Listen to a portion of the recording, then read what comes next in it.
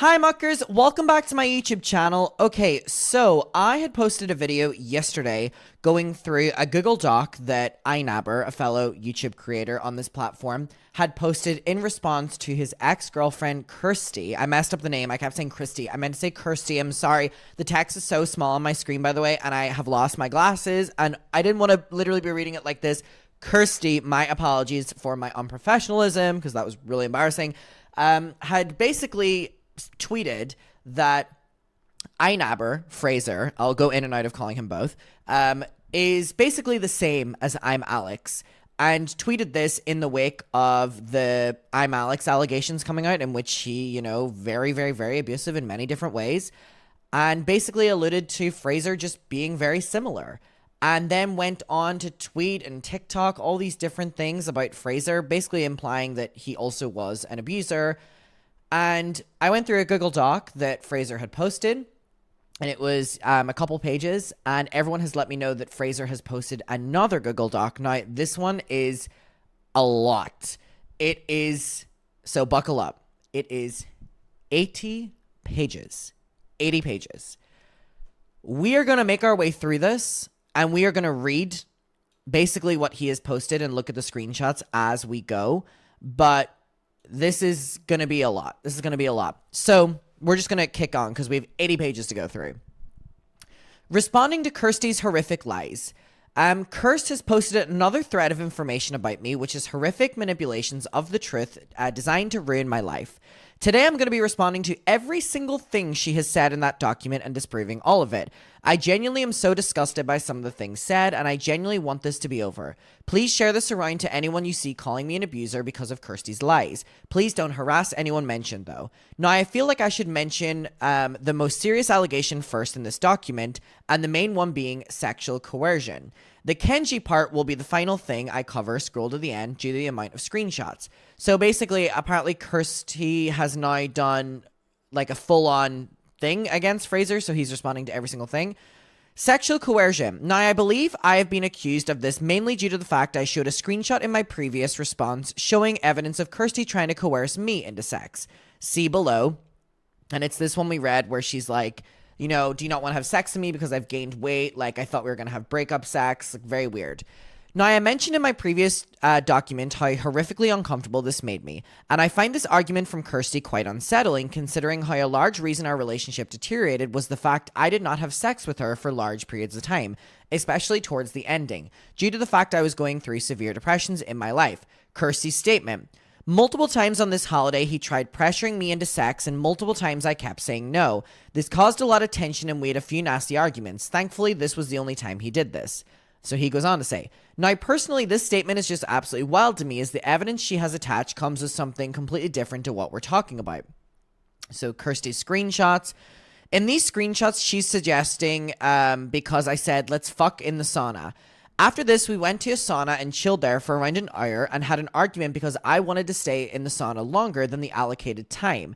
And it led to an argument because Kirsty did not want to do that. We kissed lots in the sauna, but did not have sex in there. I'm not dumb. I know there's cameras in that spa and would not have had sex in there despite making jokes about it.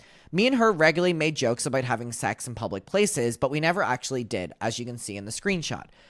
The reason I didn't want to leave is because we had paid a large chunk of money and had received an entire swimming pool and spa area to ourselves for an hour, and I wanted to stay for longer. A big argue point in my relationship with Kirst was about being on time to things and leaving things on time. Sounds weird, but it was always something we disagreed on, and this was one of those times.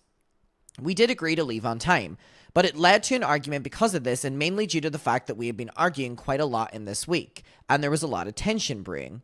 But in terms of Kirsty's proof of me saying, let's fuck in the spa, it's absolutely insane. We literally had an argument and I needed space, mainly because at this point we were having a lot of arguments. I could say the same thing as she was pressuring me here into sex. So he's blue, and she's, gray. I hate you, proof. I can't believe I was on top of you completely naked, begging you to fuck me and you didn't. And he says I was tired. Oh. Was like 5 a.m. and we had been at a club for 4 hours. Oh gosh. I can't believe I was on top of you completely naked begging you to fuck me and you didn't. What part of this DM doesn't sound like her pressuring me into sex? This was on the 1st of February 2022. Now, I should say, I don't believe Kirsty was actually maliciously here. She was basically doing playful stuff. But obviously, I could spin this into anything. I have felt pressure from Kirst with sex at times, particularly with the original document screenshots about her speaking about breakup sex. But why I'm showing you this is how easy it would be to manipulate screenshots like she is doing. I do believe what she's trying to do by using the spa situation here is to spin the screenshots from my original document, which shows her making me feel uncomfortable and basically manipulate the story. She didn't apologize for this behavior. She simply spun the truth into another disgusting accusation, saying this. Him giving screenshots of me in a time where I was clearly in an unstable place just further proves my point. Handpicking moments with... I'm getting comfortable. We have 80 fucking pages to go through. Handpicking moments without context and using them as a scapegoat when they were tiny moments in our daily interactions, I'm not surprised he's done.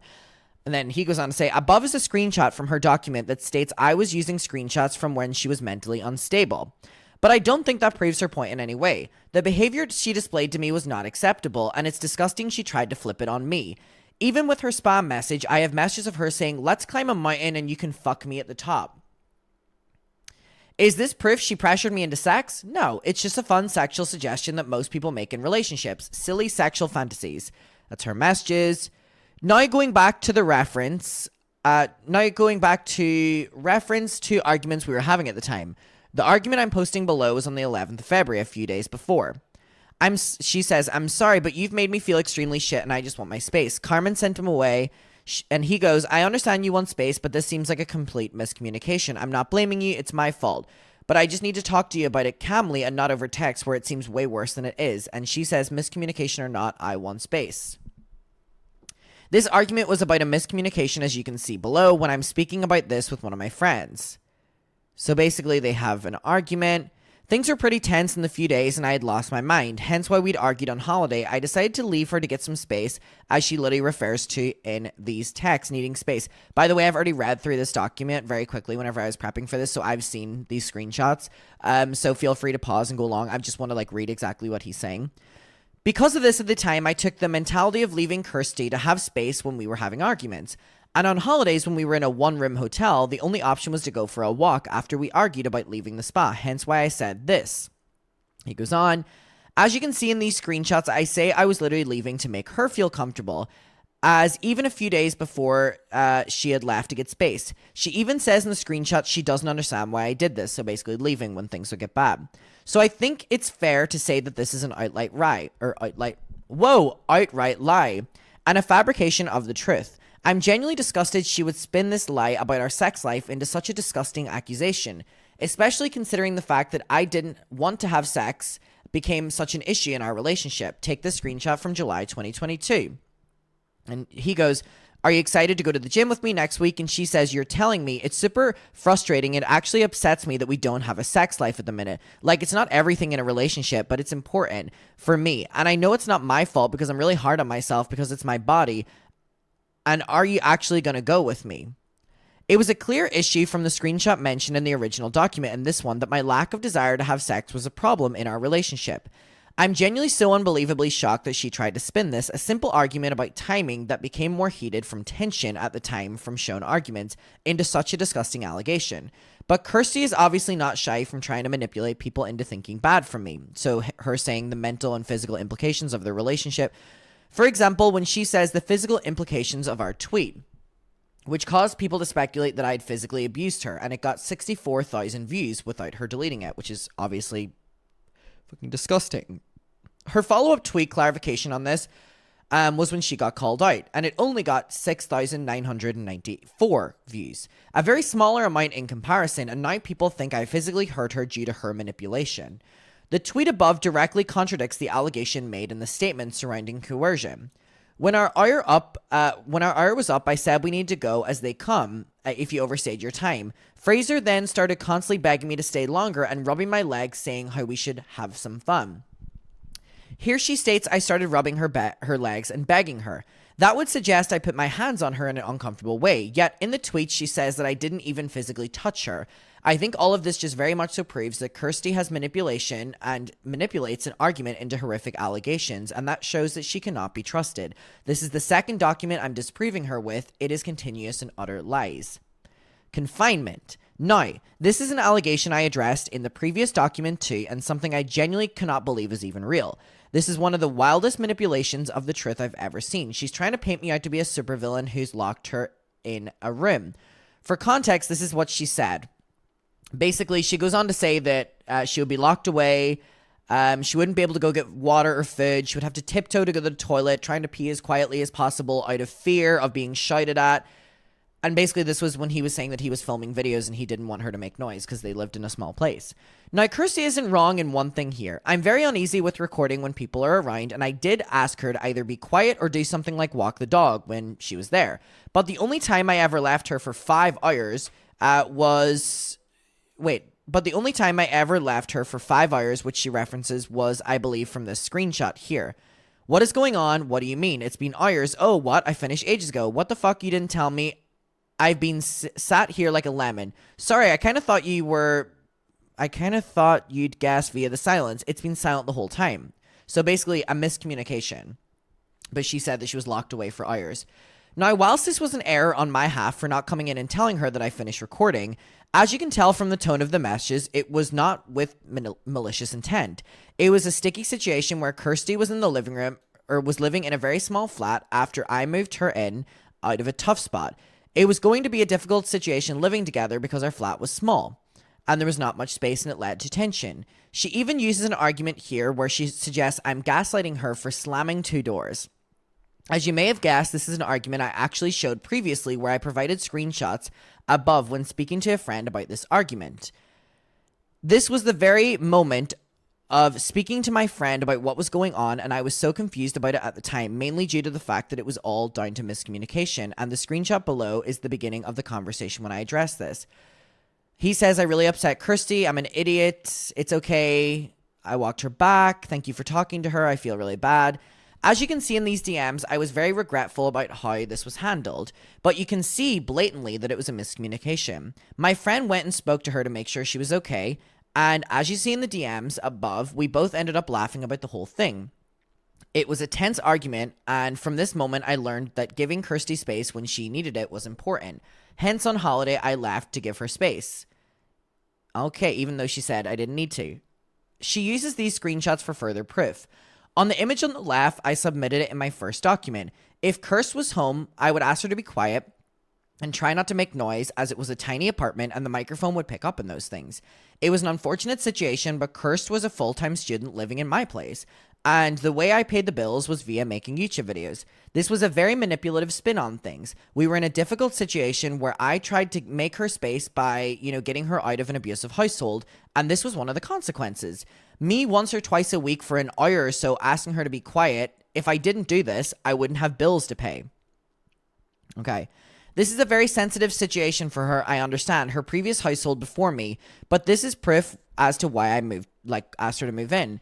I didn't want her to be in an abusive household, and we regularly spoke about the issues with recording, as I have anxiety around that. But this wasn't something negative at the time, and Kirst was usually understanding. I get that it was frustrating, but this is a wild spin. This here isn't about recording, but this is referring to when she was interrupting me on a video game and I was telling her to stop. As you can see, she used a meme format. This was a lighthearted joke at the time, not really sure why this is included. Wait. I genuinely don't even know what to say here. This is just a really bizarre claim. Saying to me that I don't find fat people attractive and that I would break up with her if she gained too much weight. This is genuinely a really confusing claim to make, especially considering it's well documented I have weight issues and I've spoken about them lots on my social media, which is true. I do follow him.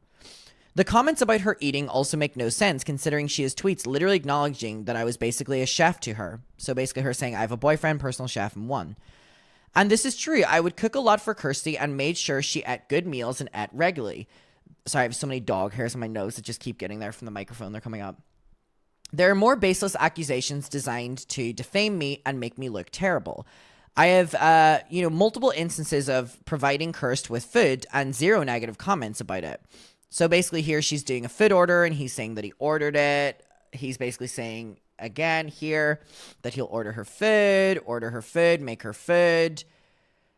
As you can see, I have proof showing that I would always be willing to give her food and make her food with no negative connotations. And when searching up quotes of what she said, nothing comes up. Already eating today, doesn't look healthy, you want to be eating that, nothing came up. Once again, this is fabrication of the truth. Literally everything she says in this part has no screenshots to back it. And in the Instagram stories she posts referencing that me not finding fat people attractive comes after the breakup, when she was posting very negative things about me on TikTok regularly. Mental health. In this section, Kirsty says this: I told Fraser I had depression very early on, knowing it was not something I wanted to hide. I didn't want it to be a hindrance of my life. At the start, Fraser was understanding and supportive, but however, when I moved in, he would lecture me about how lazy I was, and it would go on and on. Now, basically what's accused here is she moved in and everything went terrible, which isn't true. The problem was our living situation was very difficult, and it was hard living in a workspace and living with 2 people and a dog. She even says in the DMs below how she isn't feeling, or how she's feeling isn't because of me.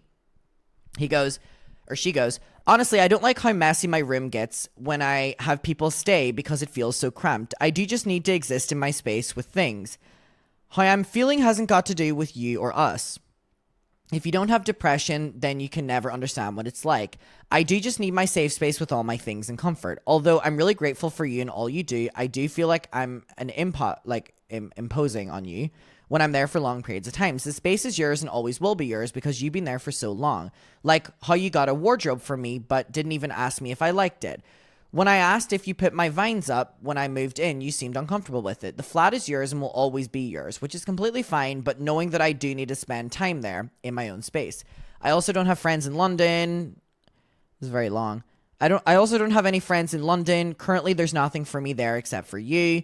Whereas I still feel like I have a life in Nottingham. I miss my friends. They miss me. The biggest thing is I just can't keep trying to put on a brave face because I'm constantly finding myself irritated. I've been sleeping so much because I'm so exhausted from fighting off my own brain, and it's nice knowing I can do that without the feeling of guilt or letting you down. Basically, as you can see, it was a very tough time for her. She was in a place that wasn't good for her because she'd moved to London where she knew nobody and also felt like the place wasn't for her, which was understandable. But it wasn't like I was receptive or accommodating to these, or like he wasn't, being accommodating to these issues, like, as you can see here. He goes on to say, I'm genuinely sorry for making you feel like this isn't your place. I'm just repeating what you said, or what I said in the audio message. And I think it mainly comes down to I am an overthinker and a defensive person. When it comes to actually making you feel like this is your home, we can do that. And funnily enough, I'm actually completely rearranging my place right now to make it homey, which is kind of ironic. Ha ha ha. I was then putting a bookcase up in my room because I know you like that stuff, and was even putting a vine thing through it because you said you like them. But I'll cancel the wardrobe, and tonight, if you want, of course, you can find stuff you want. I don't know if you noticed, but literally the other day I was looking at office spaces, and that's because I'm planning on making my office its own thing and, not like a home. When it comes to friends and stuff in London, I think it's something over time that'll develop, and I know you said you don't want me to pay for things. I want to pay for you to do pool stuff so you can continue doing that stuff and make yourself more, feeling like yourself. Take all the time you need, and I'm really sorry for being an idiot. I hope you know that you mean the absolute world to me. I was seriously trying my best in this time to make things better for her. It was a seriously tough moment, and I was really doing everything I could to help her. And in terms of actually referencing her depression, this is what I said when she had moved in. Yeah, of course, for me, it's about learning that because I don't have depression and I haven't experienced what it's like or how it affects you personally. So I'll try my best to be more understanding and not get worried, it's something I've done. You take all the time you need, even if it's a while. I'll send you Kenji in the post to make you feel better. I seriously don't understand how this could be construed in any other way that she's doing in the document, accusing me of some things she did with no proof. Kirsty, as she said, was dealing with a lot, and it was not because of me. This tells a completely different story to what was referenced in the document. She says, how I'm feeling hasn't got anything to do with you or us, it's my depression. There were days where we had plans and those plans were cancelled due to Kirsty having a day where she could not get out of bed. And I never berated her for those things and only ever tried to help. This comes into the next part where she speaks about therapy, as throughout the relationship we did speak about therapy and I offered to pay for it, but Kirsty turned it down every time. But bearing in mind, she tweeted, "It's nights like these I'm so grateful for my boyfriend because if I didn't I would have nothing." He goes on to say, but bearing in mind, this was different than what she was posting on her public Twitter. I would not put pressure on her to pay for anything. I don't deny Kirsty was going through things, and dealing with Kenji in an enclosed environment we were in, the dog, was really cute dog, by the way, was extremely stressful, but I was as supportive as I could have possibly been, even to the point where we moved out into a 3-bedroom apartment so that we could have more space and hopefully start feeling better. But some of Kirsty's own words contradict herself, as you can see here. So she said, being with him was like being trapped. I had tried to break up with him in March 2022, September, October, November. Every time it was promises of change. So she's pretty much claimed that she would try to break up with me and she felt trapped. And said that it was basically like I was the one. Yet before that, she said I was the one threatening to break up with her. Sorry, I genuinely am struggling to read this because there's so much fucking back and forth. I'm not saying that Fraser has written this in a hard to read way, but there's so much on the screen and I struggle to read as it is, so please bear with me. I am trying my absolute best to go through this, but when there is that many words in front of me, I struggle to read properly and I mess up my words, so please bear with me. This is quite possibly the longest document I've ever seen in my entire life. Okay. Yet before that, she was saying that I was the one threatening to break up with her. So then she says, in March 2023, he came into the bedroom and told me I had to either go to therapy or go back on my medication or he'd break up with me. He was belittling me all the time and knocked my confidence. He goes on to say, now, of course, there are different dates here, but these things really don't make much sense to me. Now, yes, there were moments in the relationship we almost broke up, but we spoke about things and things got better. So we have different tweets from her saying, I want to wake Frey up because even though he's next to me, I miss him. It's night like these. I'm so grateful for my boyfriend. I would have nothing without him. Of course, these don't represent the overall happiness in our relationship, but we had bad times and good times, like all relationships. I'd say the closest we came to actually breaking up was in October, and we worked on things, and despite Kirsty, she says things never improved. She admitted in text I used in my response to not make that clear. She says, it's sad for me that you don't remember the nice times we had over the last few months. Things were getting better and then the dog attack happened and everything backslides. I wish we tried to fix the communication issues when we brought them up ages ago. I still really want to try because I've had so much time to reflect and know where I could have done things differently, but I understand if you don't want to. She goes on to basically say, we need to try fix this. This is her trying to convince me to get back with her shortly after we broke up in 2023. Trying to convince me of all the good times we had in the last few months that obviously everything backslided after a horrific incident. The truth is, I did regularly suggest therapy to Kirsty, but I did not say I would break up with her if she didn't get therapy. As Kirsty refused therapy and I didn't break up with her, she broke up with me. It makes no logical sense to claim in March 2023 that I would break up with her if she didn't get therapy or went on medication, when nothing came of that. We broke up because she broke up with me, showing this is a lie. But also the idea of being trapped. After she broke up with me, she put so much pressure on me to get back with her. So basically she broke up with him and then she pressured him to get back. I felt so unbelievably trapped by her in this, which is pretty ironic considering her claims. So these are all the texts we read where she's basically like begging for him back. She needs to talk to him. She's messaging him so much. We've read these ones. So it's basically like a completely different narrative and she's trying to beg for him back, even though that's not what she's saying. She's basically saying that he does everything that she does. As you can see, there was a lot of pressure on me in this breakup, and I felt very trapped in our, living situation and relationship. Of course, I understood it to be a very difficult time as there was, nothing more I could do than allow Kirsty to live with me until she could financially afford to move out. But messages like this regularly put me under so much pressure and gave me the feeling of being trapped. And he goes on to say what we read in the first doc, that he was willing to pay for her to have her own place. I offered her a way out. I said I would be her guarantor, so I, have to pay her rent. So if things didn't work out, I would still, have to pay. But she denied. In terms of these screenshots here, she references wanting to K herself in a text. Now, the context of this argument is me getting very annoyed with Kirsty as she started posting about my friends on her social media, and whilst at this point Kirsty had been posting about me too negative in a way, this had went too far when she started attacking people, who did not even know her. Before I show screenshots though, I should just say the reference to wanting to K themselves to me wasn't an admission of an attempt. It was that a throwaway comment to describe feeling really shitty, which is something that both me and Kirsty do. So basically, how they would flippantly throw around saying that they wanted to K themselves, which a lot of people flippantly throw that around. I feel like I even have in my life, like, oh, I want to myself, you know what I mean? Now, obviously, I'm not dumb. I know Kirsty was struggling, but based on what she was saying in that message to me, isn't her telling me she tried to take her own life? And based on all the messages before of Kirsty saying how much she wants to fix things and how much she loves me, I really can't take this and say that I am, the reason for her doing this. I do not think it's fair. What happened with Kenji was absolutely terrible, but this is not fair. But yes, this is the DM the argument stemmed from. He messages her and says, hey, I don't appreciate you making TikTok shitting on me. In the past, you've told me you don't post about me, yet you obviously do.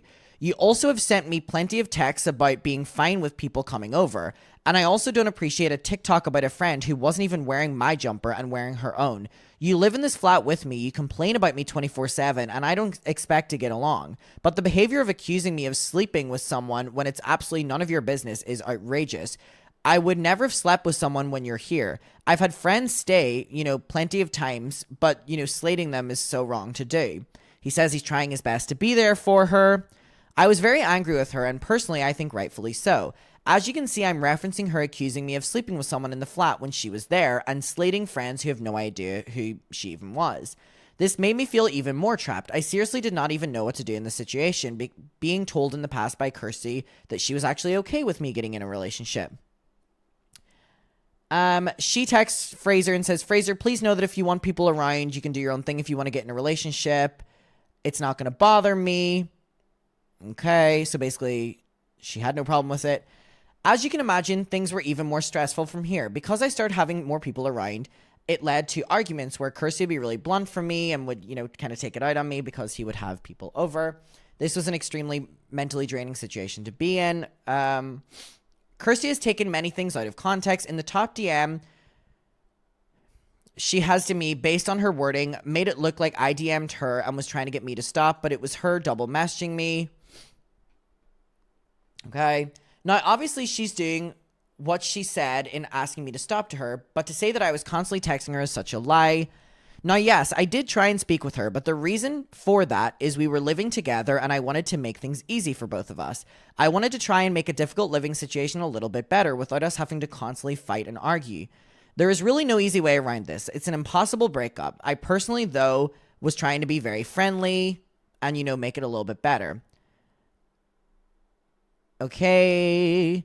These DMs here show the remote being in her room was a regular issue, but also shows that in September we were friendly enough where she would suggest that my friends could not only stay in her room but also stay in her bed. I don't think this would be the case if things were so horrible and hostile like she described them. To me personally, the situation with me and Kirst, we weren't exactly on the best of terms, but up until around October we were still having open communication, like it was relatively friendly. In this screenshot, she offers to buy Kenji something from the shop and even offers to walk him. It's very clear we were on good terms. But the reality is things started to get more hostile after I started inviting a woman friend over to hang out. It was noticeable how hostile things were after that, and these screenshots I think prove that. Because there had to be a reason it went from relatively civil environment of even offering to walk Kenji to massive arguments that I previously showed. But to me, this doesn't make sense as referring to a screenshot from earlier, only 2 days after she randomly offered to let one of my best friends sleep in her bedroom while she was away. Now, yes, she wasn't there, but surely if it was so uncomfortable for her to, have people there, she wouldn't be willing to offer such a kind gesture. So basically, a bunch of text messages like contradicting. All right. Finances. In this part, we're going to go through a large amount of manipulation of the truth. The first part being Kirst having $12,000 in the bank when we first met and nothing left. Now, I can absolutely claim I am not responsible for this. Kirsty spent her money in the ways she wanted to. I never made her pay rent, bill, or anything. It was just me happily paying for everything, and to this day, I consider that fine. She didn't have a job and was trying to finish her degree. I wanted her to be as comfortable as possible. Kirsty did make big purchases, though, throughout the relationship. She bought an iMac, which cost a lot, and also would go to spend money on clothes and other things. This is none of my business, and she can spend her money on whatever she likes. To help Kirst earn money, I would offer her little jobs working for me where she could research, cut up podcasts, and I would pay her a good amount of money.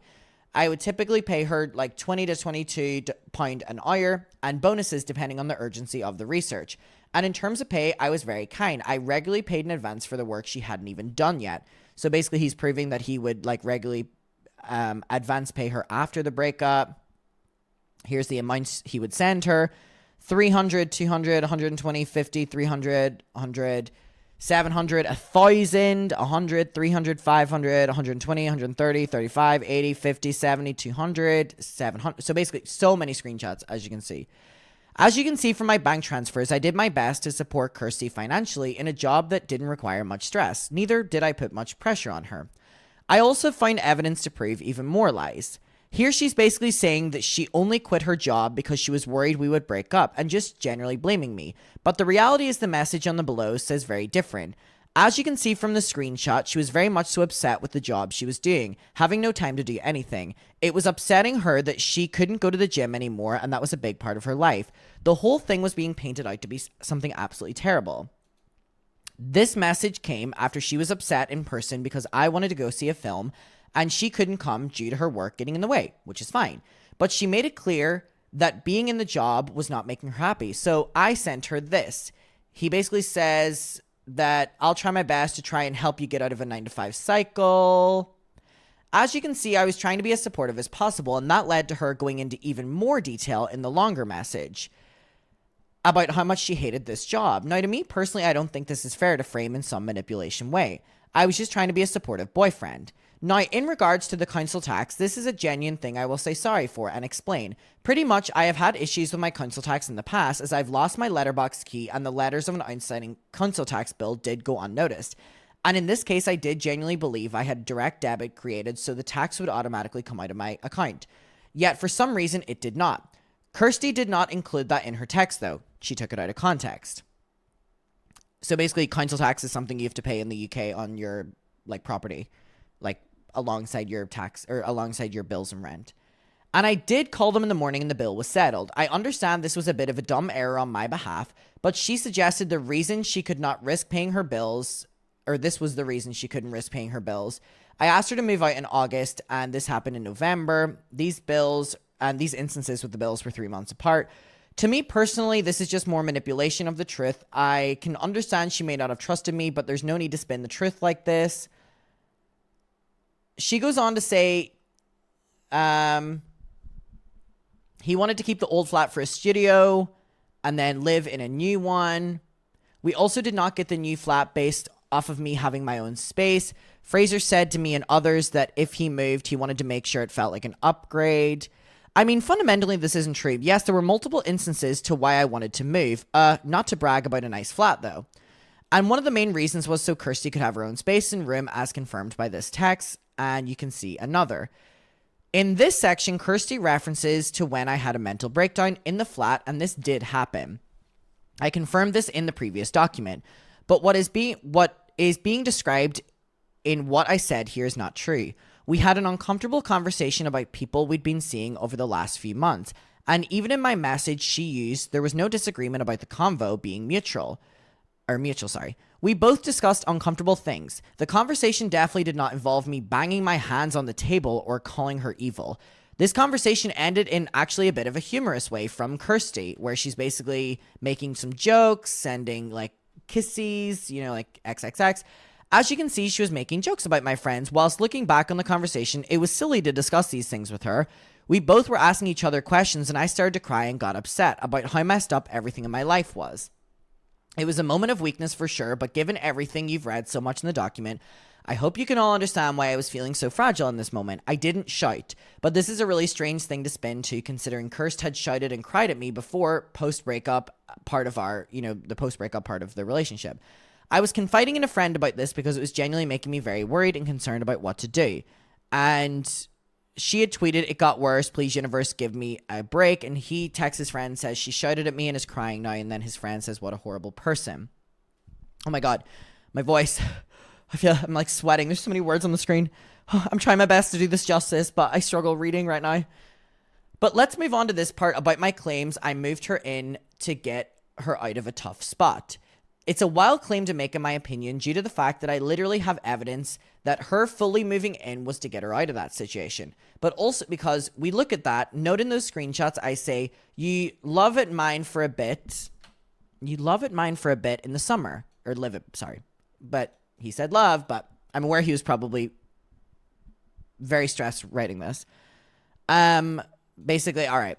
As you can see, I was pretty much just trying to get her out of a tough situation, and she was spinning it. I wanted her with me and out of a dangerous environment. The fact she spun this into yet another thing is so wild to me. I'm so shocked at her taking an innocent intention and making it horrible. Now, with these intense parts of our relationships towards the beginning, I won't deny that both me and Kirsty were very intense. From the very moment we started spending time together, we were very inseparable.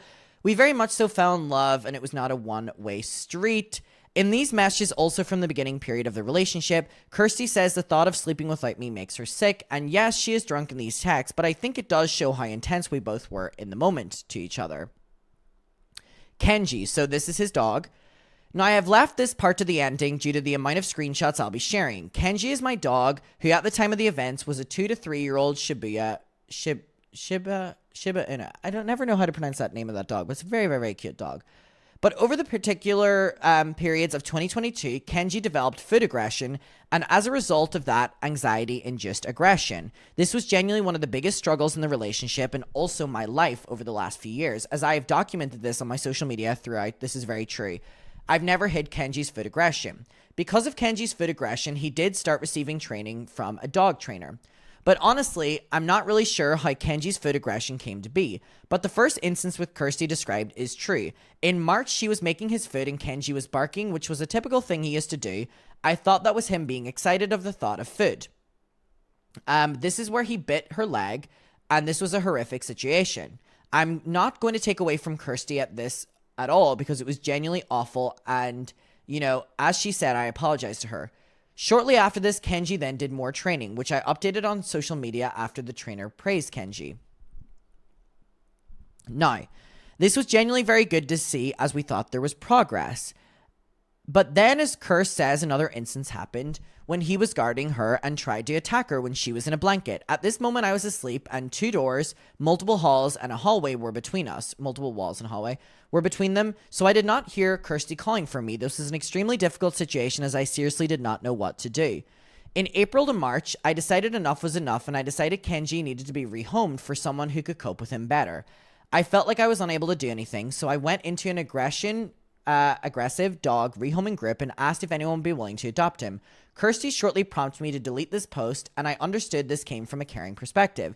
She didn't want me to get rid of Kenji for someone that he had only known for 3 months, and I'll always be grateful for her for doing this. Now, whilst this was a terrible time for Kirsty and me, there has been even more manipulation of the truth that I want to clear up. As you can see, Kenji was in my bed, and this was a rule broken because this rule was something that, you know, he had to be off the bed.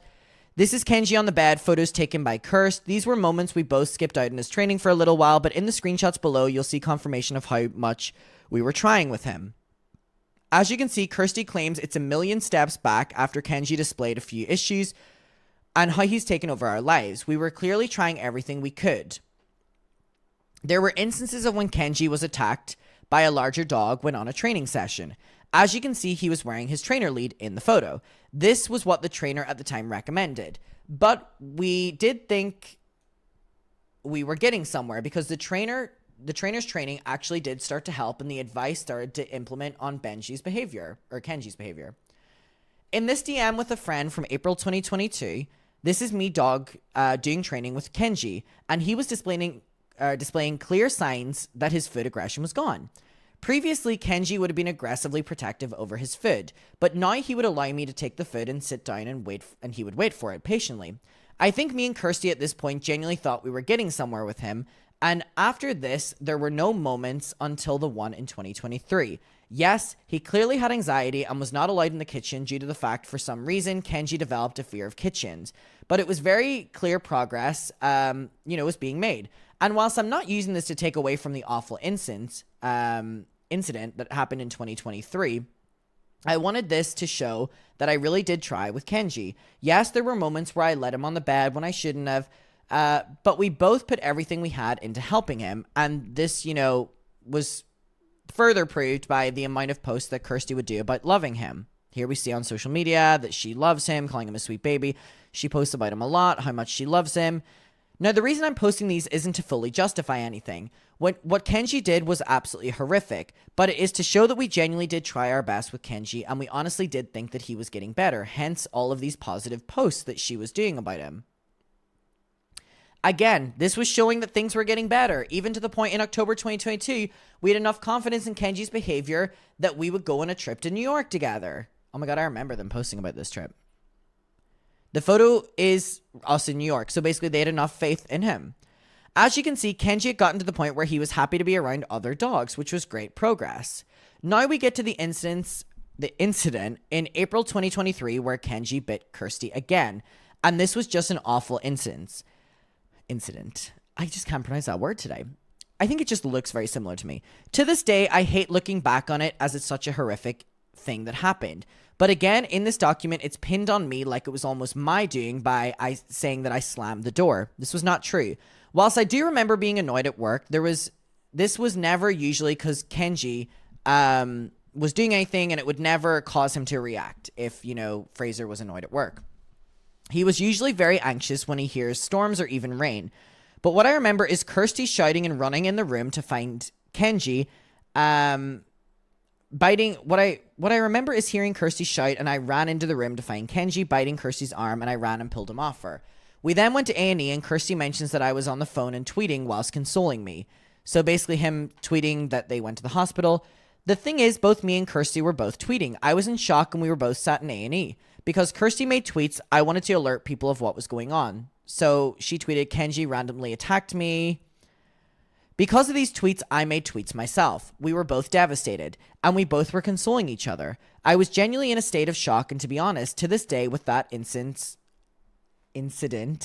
I still am. It is absolutely a horrific event I wish would never have happened. I want to clear up the whole part about making her speak to the vet. I called the vet, but I thought it would be appropriate for her to speak and tell the vets everything about what happened. The reason I thought this was because it was a serious event, and obviously the conversation surrounding Kenji being put down was now happening. I wanted this to be done properly, seeing as Kirsty was the one who had happened to, and I wasn't in the room. I felt it should be Kirsty to tell her story because I was in the other room.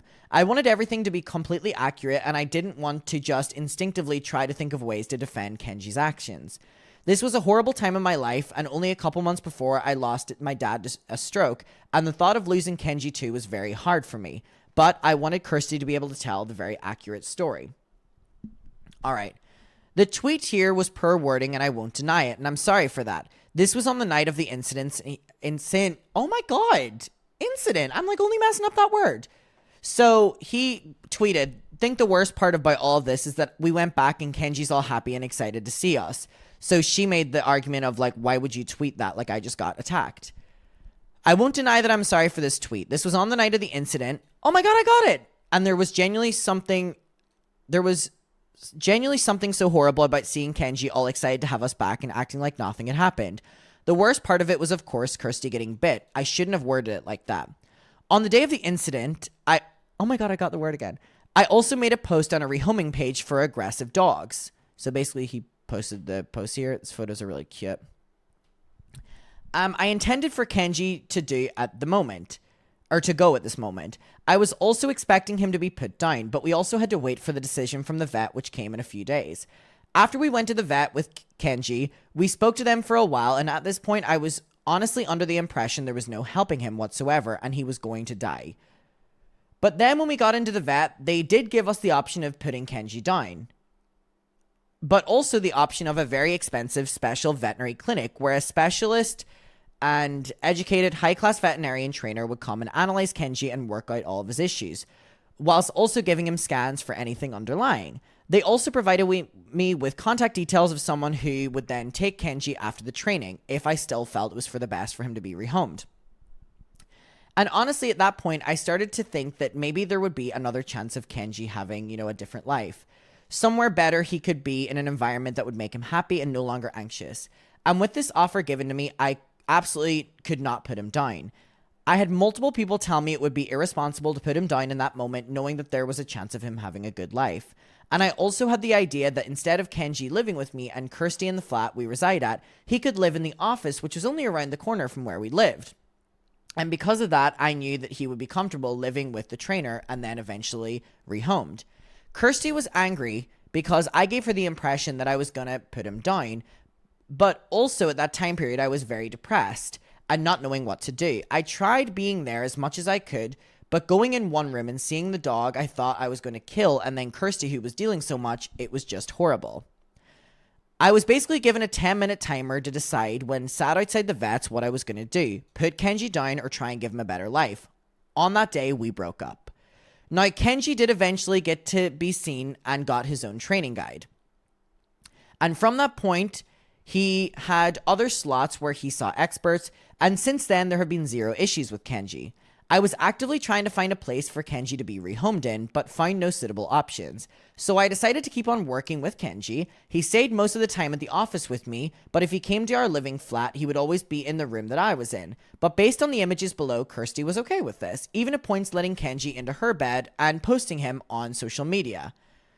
Alright, so basically she's sending photos of him in her bed. I'm not using these to score points, more to explain the timeline of what was happening. I understand that a lot of people think because of Kenji's history that Kenji should be put down. But knowing there was a possible chance for him to have life made me think that I just couldn't do it. I get it if you would have taken a different decision, but given how much better he is now, I'm glad I took the decision. This part of the document really isn't here to be an expose, but just kind of document why it was so difficult and how much I loved and cared for Kenji. But yes, that basically concludes disproving everything here. My relationship with Kirsty had many problems, but what she's claimed in the document is disgusting, and I am in shock that she would even publish such allegations against me. I hope she retracts them and we can both go living our separate lives in different ways. I really hate airing out all my private information to the world to dispel horrible rumors, but because of her 2 posts, I now have to. Please, if you could spread this document whilst hers remains up, but please do not harass anyone. Edit. I also want to add, I think this situation needs to be absolutely rediverted to the original situation. Alice. Please support and uplift her. What happened with me was toxic and a really messy breakup, and I think any logical person can understand that 2 exes living together is a very uncomfortable situation, and it will lead to toxic behavior. But there's a strong difference between having disagreements and doing what happened to Alice. Alright. Thanks to everyone for your support. Obviously, this is a really tough time, and I personally do not want to be on my social media for at least a week, as I literally about 5 minutes after this document found out from my dad that a very sad personal situation in my family has happened. The reason I mention this is to say that I'm not ignoring any of you. I just need time to mourn. Sadly, it doesn't feel possible. I am anxiety, induced panics, constantly checking my phone, worried about what's going up. This has been a horrible week, but thank you for your support, and I'm sorry if it seems like I am unresponsive for a while. Oh my gosh. I hope I did that justice. I wanted to read it. Clearly, I am not the best reader. This is just a really sad situation for Fraser, and ultimately it was a sad situation for both of them. Having to live with your ex and it being a toxic situation. However, what she has done is so fucked up, so manipulative, so evil, and I'm so glad that Fraser responded like this and to take the time to do this. Obviously, he was basically forced to defend him, but it's really scary how she just manipulated everything, and I really did want to come on here and read through it as much as I struggled reading through it, because there was even people in my comments being like, oh, were you not going to talk about Fraser being an abuser? And I'm like, oh, okay, you haven't seen the document. It's fucked up and scary that someone can twist things like this. Well, I'm going to love and leave you, and I will see you in my next one, and goodbye.